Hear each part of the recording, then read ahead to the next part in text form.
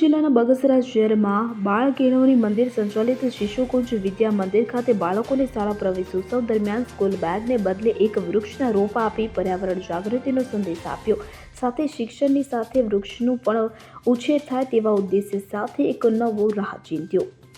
વિગતે વાત કરીએ તો બગસરા શહેરમાં આવેલ બાળ કેળવણી મંદિર છેલ્લા 94 વર્ષથી બાળ શિક્ષણ સાથે વિવિધ પ્રવૃત્તિઓ કરવામાં આવે છે.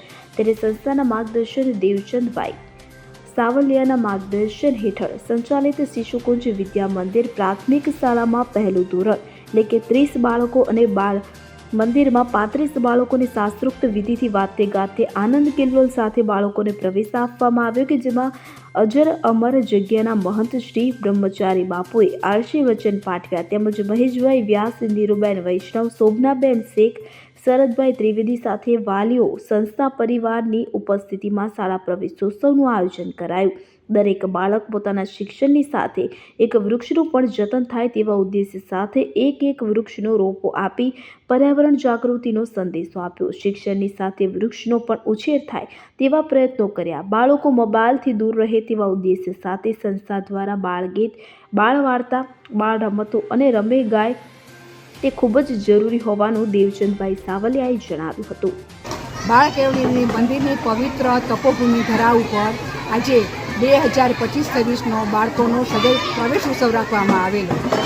અમારે આ શાળામાં શિશુકુંજમાં અને બાળ મંદિરમાં 176 બાળકોએ પ્રવેશ લીધેલો અને અમારા સંસ્થાના નિયામક દેવચંદભાઈ સાવલિયાનો મુખ્ય ઉદ્દેશ એ છે કે બાળકોનું બાળપણ સચવાય અને બાળકમાં સર્જનાત્મક શક્તિ ખીલે એને ધ્યાનમાં રાખીને બાળકોને જે શિક્ષણ આપીએ છીએ એ રીતે આજે અમે બાળકોને શિક્ષણ કીટમાં અમે બેગ નથી આપી, પણ આપણે પર્યાવરણને ધ્યાનમાં રાખીને આજે આપણે જોઈએ છીએ પર્યાવરણ કેટલું પ્રદૂષિત થઈ રહ્યું છે, આપણા જીવન જોખમમાં છે, ત્યારે અમે દરેક વાલીને એક વૃક્ષ આપી અને બાળકોને એને ગિફ્ટમાં વૃક્ષ આપેલું છે કે જેથી પોતાના ઘરે વૃક્ષારોપણ કરે અને એ વૃક્ષ બાળક મોટું થાય તેની સાથે વૃક્ષ પણ મોટું થાય અને કહી શકે કે આ વૃક્ષને ઉછેરી અને મોટું કરેલું છે અને પર્યાવરણ પણ આપણું સારું થાય.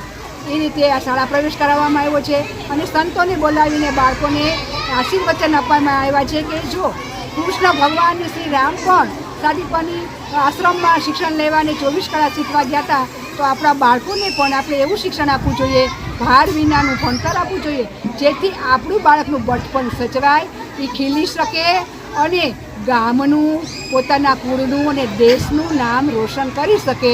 એ રીતે અમારી શાળા શિક્ષણ આપી રહી છે અને બાળકોનો સરસથી ઉત્સવ, પ્રવેશ ઉત્સવ એટલે મોટો ઉત્સવ, વાતે ગાતે આનંદ સાથે વાલીઓ, સંતો, તજજ્ઞોના સાથેથી આ ઉત્સવ કરવામાં આવ્યો અને ખૂબ સરસ રીતે બાળકોને આગમન આપવામાં આવેલું છે. હું ભારતી ધાંધિયા, નમસ્કાર. અશોક મણવર સાથે CN24 ન્યૂઝ, અમરેલી. હવે જુઓ દેશ દુનિયાની તમામ ખબરો તમારી આંગળીના ટેરવે. ઉઠાવો મોબાઈલ અને Google Play Store પરથી ડાઉનલોડ કરો અમારી CN24 ન્યૂઝ મોબાઈલ એપ.